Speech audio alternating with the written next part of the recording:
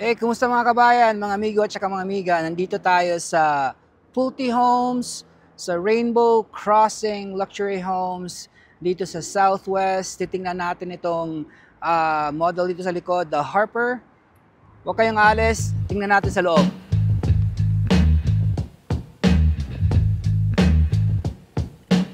Hi, kumusta mga kabayan, mga amigo at saka amiga? Hello kabayan! Kung bago ka pa lang sa channel na ito o isa ka sa mga bumabalik na manonood, welcome back! Ako si Merloni, isang Pinoy Realtor dito sa Las Vegas. Dito sa channel natin, iniikutan natin ang mga bagong bahay sa mga bagong komunidad mula sa mga sikat na builders dito sa Vegas at Henderson. Kung balak mong lumipat, magbenta o mag-invest sa bahay dito sa Las Vegas, panoorin mo ang mga videos ko and I hope makakatulong ito sa iyo. At kung gusto mong updated sa mga bagong tours at tips, huwag kalimutang mag-subscribe. Tara, samahan mo ako sa tour natin ngayon. No, mga kabayan, kumusta kayo dyan? Nandito tayo sa Pulte Homes sa Rainbow Crossing Luxury na community. May 4 na model dito. Okay, so yung first na model is yung The Harper. 2-story ito. 2,940 square feet yung living space, 4 bedrooms, 3 bath, tapos 3-car garage, and it's priced from $678,990. So yung pangalawa naman yung the Duncan model, 2-story rin, 3,021 square feet yung living space, 4 bedrooms, 2.5 bath, tapos 2-car garage. It starts at $683,990. Yung pangatlo yung the Ella na model. So 2-story siya, 3,072 square feet, 4 bedrooms, 2.5 bath, tapos may 2-car garage. And it starts at $680,990. Tapos yung last naman, ito lang yung single story, tawag is the Beckham. So single story, it's 1,642 square feet, 3 bedrooms, 2 bath, 2-car garage, and it starts at $621,990. So yun mga kabayan, mga amigo at saka mga amiga, kung may mga question kayo, may mga pangutana or tanong, comment lang sa baba, or you could, mas maganda you call or text me, or you could email me too. So enjoy the tour sa the Rainbow Crossing Luxury Homes. Sige mga kabayan, kita-kita tayo ulit. Okay mga kabayan, kumusta dyan? Mga amigo at saka amiga, dito tayo sa Las Vegas, dito sa may bandang Southwest Las Vegas, at nandito tayo sa Pulte Homes. Titingnan natin tong Harper, the Harper model dito sa Rainbow Crossing Luxury Community. So, nandito, Rainbow Crossing kasi yung daan dyan, rainbow yan. Tapos Rainbow Crossing. Gagawa pa sila ng bahay dito sa mga vacant lots dyan. And then may 2 pa silang or 3 pa silang lugar. That's like a few minutes from here na tatayuan nila ng bahay. So marami pang lote na gagawan pa nila ng bahay. Okay, so ito yung the Harper. This is a 2-story, 2,940 square feet ang living space. Tapos 4 bedrooms, 3 bath, tapos 3-car garage. And their starting price is from $678,990. So $678,990.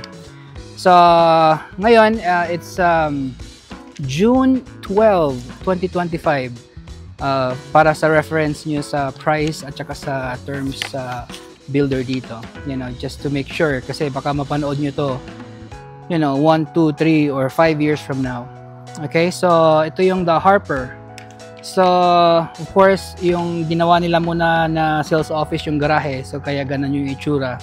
And then depende sa pipiliin nyo na elevation sa labas, ito maganda, may mga bricks na naka-decorate dyan, at saka yung anong klase yung itsura sa labas, you know. So may ganito, may mga iba, may mga parang arch. Pero so far, ito pare-pareho naman sa lahat.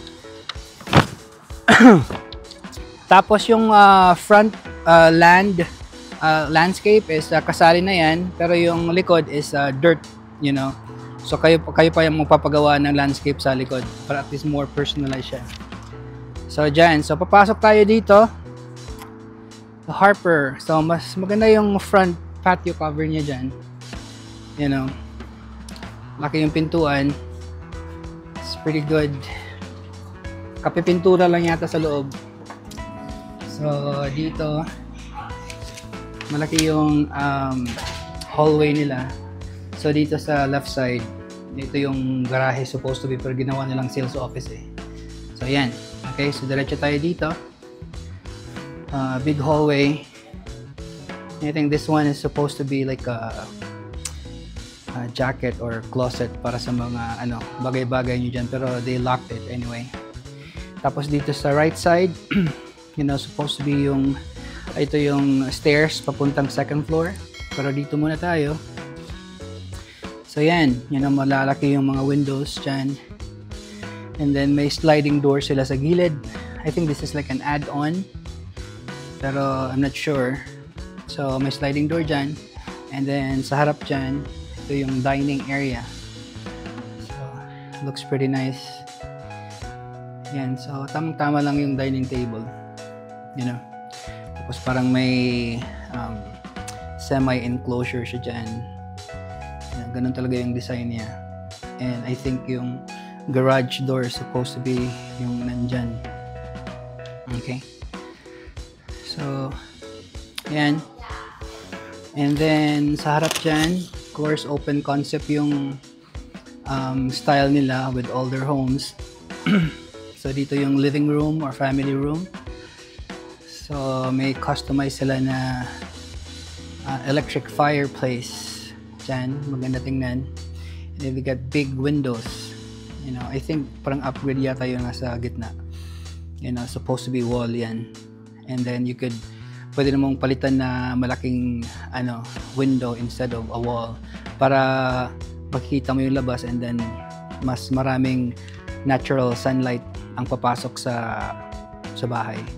And then they have a standard 9 feet ceilings. Okay? Standard yan. So yan, of course dito, yung kitchen nila. Okay? Yung island countertop. So this is quartz, but I think yung standard nila is granite. Okay? And they have like an upgraded fridge. Yan, medyo malaki yan dyan. And then katabi dyan is yung maliit, hindi mo maliit, tamang-tama lang na pantry dito. Okay? It's pretty nice. So parang custom yung shelvings dito. Okay. And then dito additional counter, tapos yan dyan yung microwave, tapos nandito yung oven nila na kasi yung this is an additional oven para sa kanila. Okay, ito yung microwave dyan, you know, kasi dito sa stove top nila usually yung microwave nasa taas ng stove top, pero malaking space siya dyan eh. So, and then there's like a big window dyan na nakaharap sa side ng bahay, you know. Tapos may maganda pa silang backsplash, para siyang stone or something. And then I think this is an upgraded cabinet. Tapos parang merong siya, decorative sa taas, you know, na makikita mo yung anong nilalagay mo dyan, parang may glass, you know, so it's maganda rin siya niya ganyan. Tapos yung microwave may konting slot para sa microwave dyan. There's more storage dito sa baba. And again, this is parang feature niya dyan, you know, yung harap ng oven or stovetop, parang malaking window siya dyan. And again, the whole cabinets hanggang sa ceiling talaga, tapos yung top cabinet is parang may decorative style na may glass para makikita mo yung mga you can show off whatever nice things you have siguro. So yan. Okay, tapos dito pa, you know, sa faucet nila, sa sink, they have this single sink, hindi siya divided, stainless steel. Tapos malaki yung window, you know. So kailangan maganda yung backyard nyo para maganda tingnan sa labas. Para manghugas ka ng maganda. Tapos more storage dyan. Okay. So tingnan natin yung itsura ng backyard. So dyan. Tapos dito rin. It's nice. May konting gazebo sila. So ganito yung standard lot nila.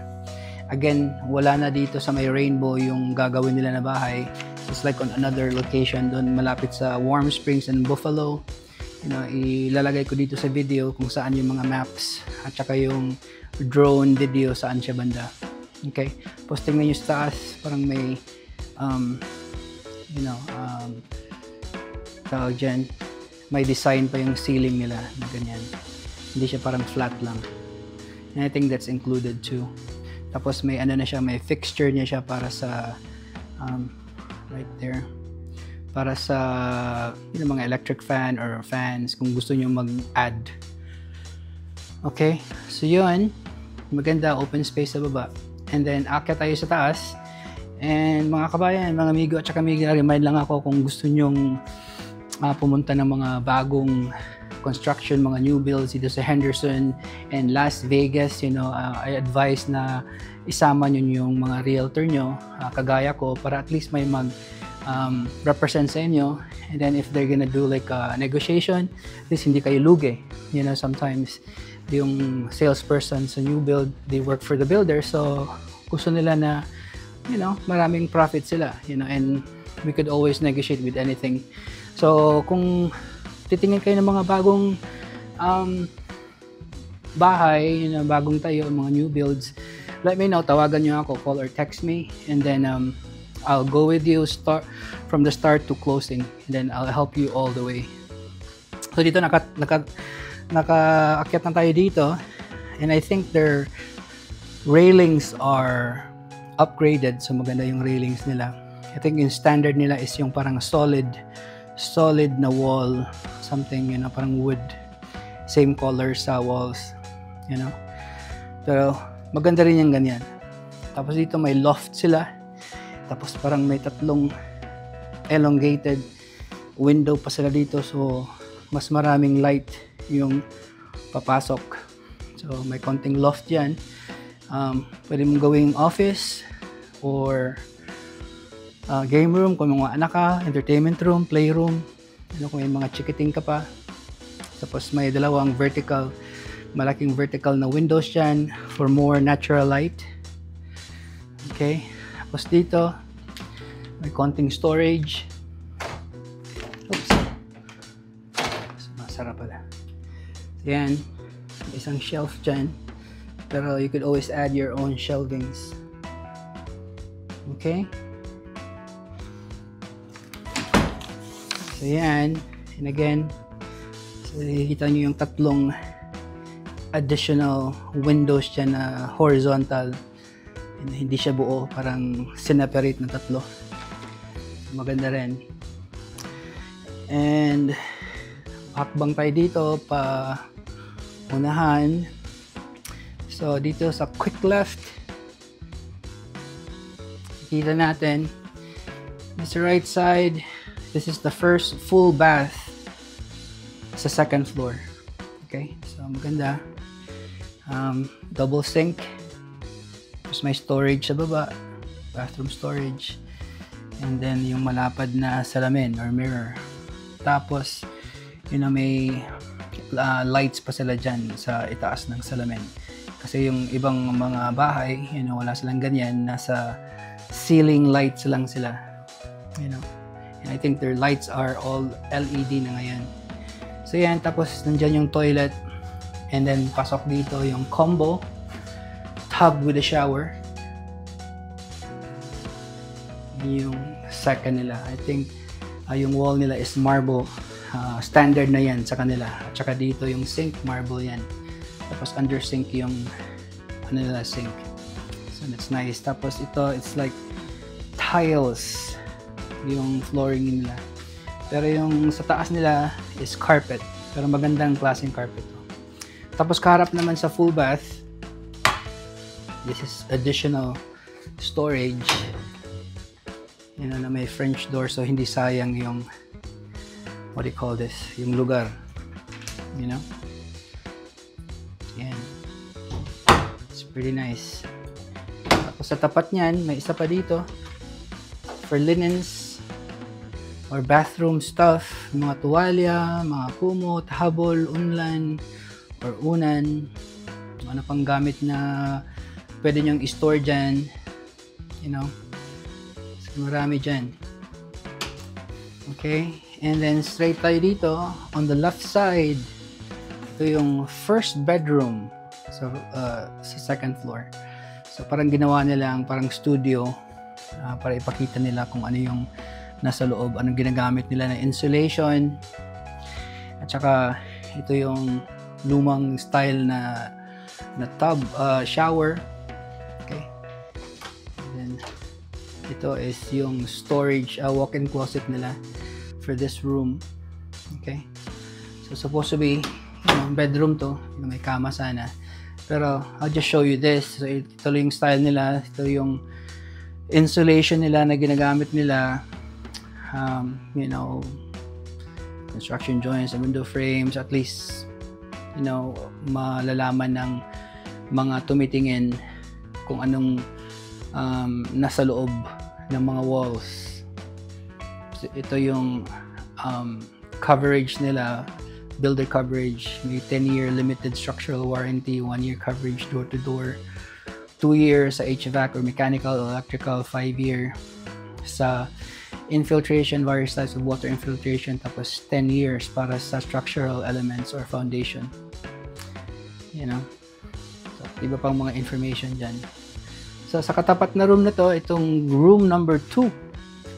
I think they have, this is a queen size bed or full, I think it's queen size. So, maganda rin. May drawer pa dyan, tapos may salamin, kasyang-kasya. And may ano pa dito, upuan. Okay. It's pretty nice. Tapos may bintana dyan. Malaki yung window. Nakaharap siya sa gilid ng bahay. Yung bintana dito. And then walk-in closet. It's nice. So dalawa yung shelvings niya, pero pwede nyo siguro lang i-customize if you want to. So, mas maganda siya kasi 9 feet rin siya eh. Mataas yung ano. Tapos yung pintuan nila is parang may auto-close. Automatic na magko-close. Then balik tayo sa labas. So yun nga yung additional storage dito. Tapos ito yung full bath sa second floor. Tapos kaliwa tayo. So dito sa right side, ito yung parang bonus room nila, bonus room. You know, so pwede mong gawing storage, prayer room. I think you could, pwede itong gawing full bath. But you know, it's gonna cost you a little bit. Hindi ko alam magkano. So parang bonus room to. You know, kahit anong gawin nyo, pwede na rin. Pero maganda to maging prayer room. Tapos dito, ito yung entrance master bedroom. So, yan, may French door.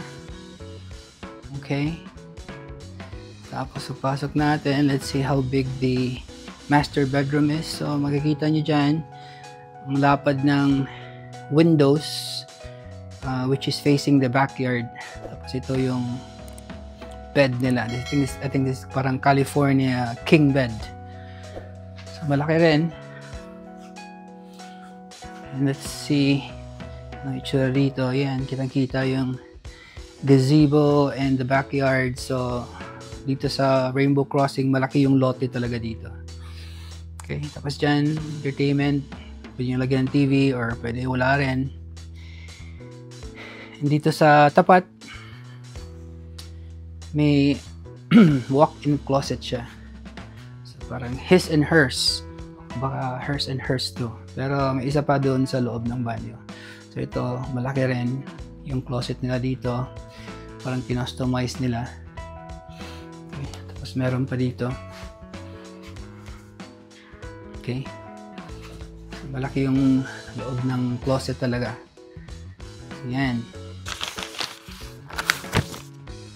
Tapos, dito sa harap ng kama, yung hallway, the way to the master suite, bathroom suite.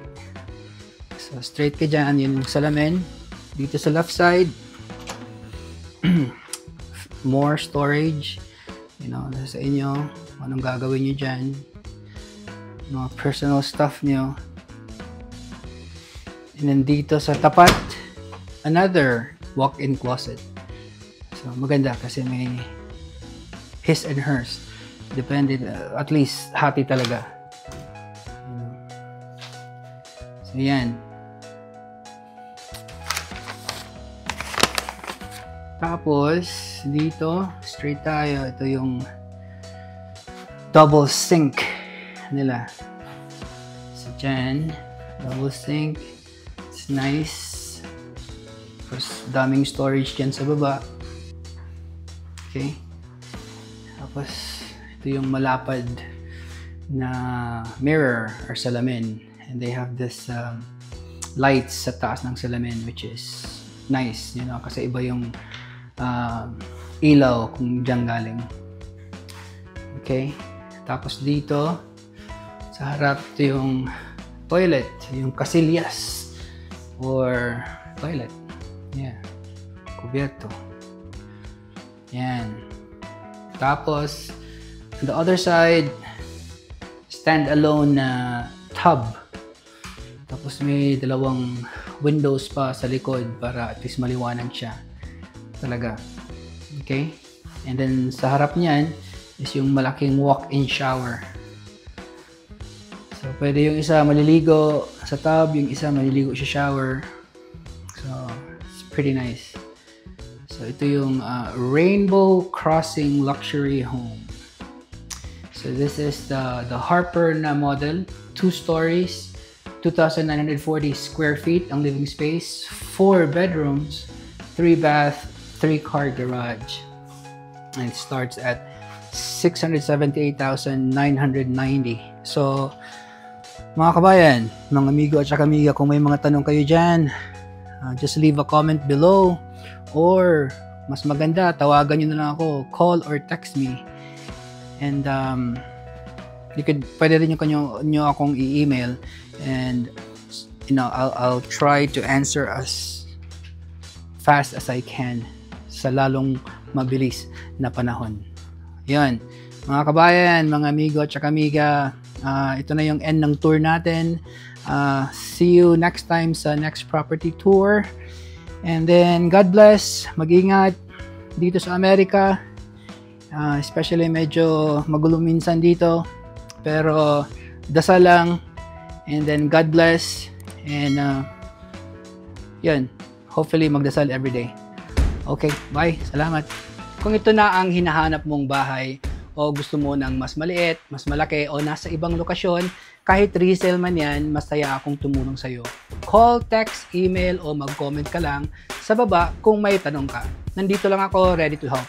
At kung gusto mong updated sa mga bagong tours at tips, huwag kalimutang mag-subscribe. Maraming salamat sa panonood.